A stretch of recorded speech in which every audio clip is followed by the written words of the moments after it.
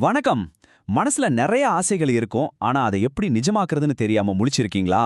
தெளிவற்ற ஆசைகளை துல்லியமான சாதிக்கக்கூடிய இலக்குகளா மாத்துறதுக்கு ஒரு சூப்பரான வழி இருக்கு. இந்த பகுப்பாய்வுல நம்ம அதை பத்தி தான் டீடைலா பார்க்க போறோம். வாங்க, உங்க சிந்தனையை சீரமைச்சு வெற்றி பயணத்துக்கு உங்களை தயார்படுத்திக்கோங்க. இப்போ காத்துல அம்பு விடுறதுன்னு ஒரு பழமொழி சொல்லுவாங்க, கேள்விப்பட்டிருக்கீங்களா? நம்ம இலக்குகள் கண்டிப்பா அப்படி இருக்கக்கூடாது. ஒரு அம்பு எப்படி சரியா இலக்கின் மையப்புள்ளியை போய் தாக்குதோ அதே மாதிரி நம்ம முழு கவனமும் அந்த குறிக்கோள் மேல மட்டும்தான் இருக்கணும். இலக்குகளை சரியா நிர்ணயிக்கிறதுல அப்படி ஒரு பெரிய சக்தி இருக்குங்க. எந்த திசையில பயணிக்கிறோம் அப்படிங்கிற தெளிவில்லாம எதையும் நாம சாதிக்க முடியாது. அதனால உங்க கவனம் முழுசும் அந்த மையப்புள்ளியை நோக்கி தான் இருக்கணும். சரி, நேரா விஷயத்துக்கு வருவோம். இந்த ஸ்மார்ட் கட்டமைப்புல முதல் கட்டம் உங்கள் இலக்கை வரையறுத்தல், அதாவது ஸ்பெசிஃபிக். ஒரு அம்பை எய்றதுக்கு முன்னாடி நீங்க எதை நோக்கி குறிவைக்கிறீங்க அப்படின்னு உங்களுக்கு துல்லியமா தெரியணும் இல்லையா? ஸ்பெசிஃபிக் அப்படின்னா ரொம்ப தெளிவான மற்றும் விரிவான ஒரு இலக்கு. நான் வாழ்க்கையில ஜெயிக்கணும் அப்படின்னு சொல்றது ஒரு பொதுவான ஆசை. ஆனா நான் இந்த துறையில அடுத்த 6 மாசத்துல இந்த குறிப்பிட்ட நிலையை அடைய போறேன் அப்படின்னு சொல்றது ஒரு துல்லியமான இலக்கு. இதுதான் உங்க வெற்றியோட முதல் படி. இப்போ உங்களை நீங்களே ஒரு கேள்வி கேட்டுக்கோங்க. உங்க முன்னேற்றத்தை நீங்க எப்படி கண்காணிப்பீங்க? ஒரு நிமிஷம் யோசிச்சு பாருங்க. நீங்க தினமும் கொஞ்சம் கொஞ்சமா முன்னேறிட்டு இருக்கீங்க அப்படிங்கறத எப்படி உறுதியா நம்புவீங்க? இங்க தான் நாம அதாவது மெஷரபிள் அப்படிங்கிற நிலைக்கு வரோம். உங்க இலக்கு கண்டிப்பா அளவிடக்கூடியதா இருக்கணும். சரியா அளக்க முடியாத எதையும் நம்மால மேம்படுத்த முடியாதுங்க. உதாரணத்துக்கு, நான் தினமும் நிறைய நேரம் படிப்பேன் அப்படின்னு சொல்றதை விட நான் தினமும் 2 மணி நேரம் படிப்பேன் அப்படின்னு சொல்றது தான் ஒரு சரியான அளவீடு. அடுத்து, யதார்த்தத்துல நிலைநிறுத்துதல், அதாவது அச்சீவபிள்.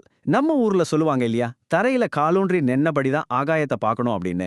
சில நேரம் நம்ம பெரிய கனவுகள் காணும்போது நம்ம உற்சாகம் நடைமுறை சிக்கல்களை மறைச்சிடும். அதனால நீங்க கேட்க வேண்டிய முக்கியமான கேள்வி, தற்போதைய சூழ்நிலையில இந்த இலக்கு யதார்த்தமானதா?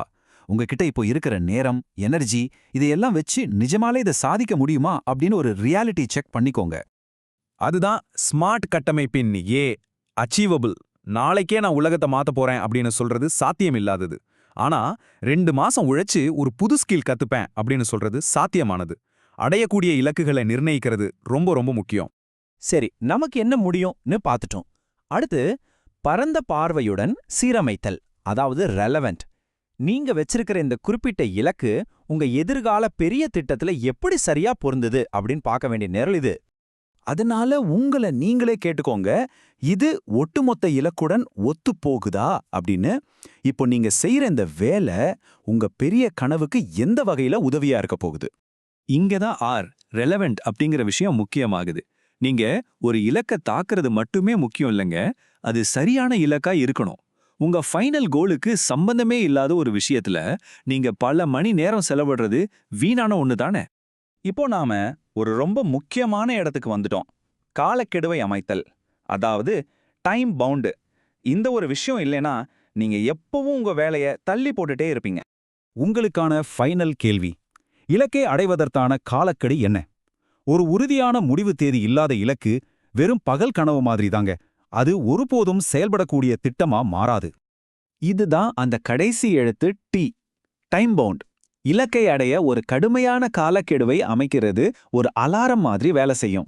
எப்படியாவது ஒரு நாள் செய்வேன் அப்படின்னு சொல்றதை விட வர்ற 30ஆம் தேதிக்குள்ள இதை நான் முடிப்பேன் அப்படின்னு சொல்லி பாருங்க, அந்த மாற்றமே வேற லெவல்ல இருக்கும். இப்போ இந்த முழுமையான கட்டமைப்பு உங்க கையில இருக்கு. ஸ்பெசிஃபிக், மெஷரபிள், அச்சீவபிள், ரெலவெண்ட் மற்றும் டைம் பவுண்ட். இந்த 5 விஷயங்களும் சேர்ந்தது தான் ஒரு சக்தி வாய்ந்த வெற்றி ஃபார்முலா. உங்க எந்த ஒரு கனவையும் நிஜமாக்க இந்த கட்டமைப்பு உங்களுக்கு உறுதியா உதவும். கடைசியா உங்ககிட்ட ஒரு கேள்வி கேட்க விரும்புறேன். இப்போ இந்த சூப்பரான மெத்தட கத்துக்கிட்டீங்க. உங்க அடுத்த இலக்கு சரியா அந்த மையப்புள்ளியை தாக்குமா அல்லது குறிய தவற விடுமா? உங்க அடுத்த ப்ராஜெக்ட் எதுவா இருந்தாலும் உடனே இந்த 5 கேள்விகளையும் பயன்படுத்தி பாருங்க. உங்களுக்கு வெற்றி நிச்சயம்.